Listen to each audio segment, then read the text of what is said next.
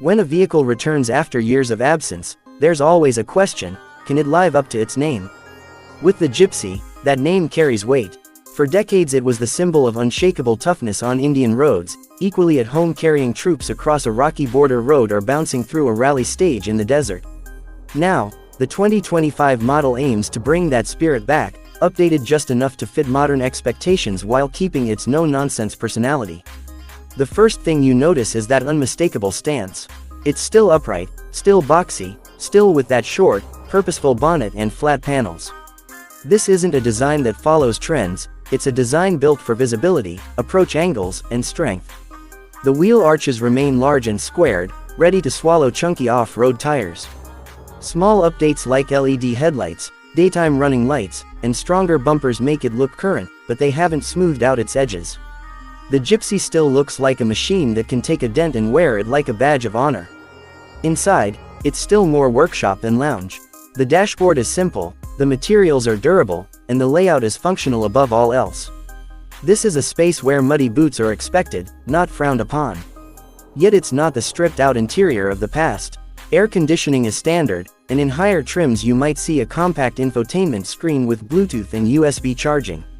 The seats are better padded than the old model, and the driving position gives you a clear view of the road, or the lack of it. But everything still feels like it's there for a reason, not just for decoration. Under the hood is where the biggest change happens. The old, hard-working 1.3-liter engine has been replaced with Maruti's 1.5-liter K15C petrol engine paired with mild hybrid technology.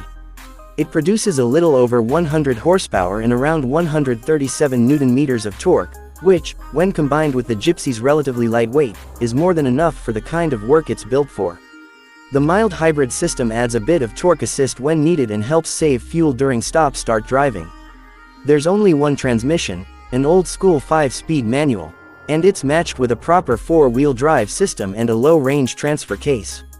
That combination is what separates real off-roaders from crossovers.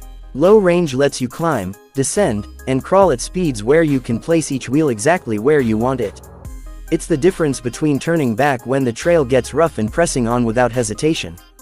Fuel efficiency, for a vehicle like this, has always been a secondary concern. But with the newer engine and hybrid assist, you can expect mileage in the range of 17 to 18 km per liter, impressive for a ladder frame 4x4. That makes it more practical for those who want to drive it every day, not just on weekends. The chassis remains a ladder frame design, which is heavier than a monocoque but far stronger when you're taking constant impacts from uneven terrain. Ground clearance stays high, around 210 mm, and the short wheelbase means excellent approach and departure angles. The suspension is likely to keep leaf springs at the rear for durability, though with improved tuning to make the ride slightly more forgiving on paved roads. Even so, this will never ride like a soft crossover, it's designed to prioritize strength and stability over comfort. The feature list is short by modern standards, but that's part of its appeal. You get essentials like dual airbags, ABS, reverse parking sensors, and maybe a few modern touches like steering-mounted controls in the higher trims. But there's no overload of fragile electronics, no complicated drive modes that require a manual to operate. What you see is what you get, and what you get is reliable. Variants are expected to follow a simple structure. A base soft-top version for those who want maximum lightness and flexibility, a mid-spec hard-top version for better protection from the elements, and a top model with alloy wheels, a touchscreen, and a few convenience features. Prices are expected to start just under 10 lakh rupees and top out around 12.5, which puts it right alongside the Mahindra Thar and Force Gurkha.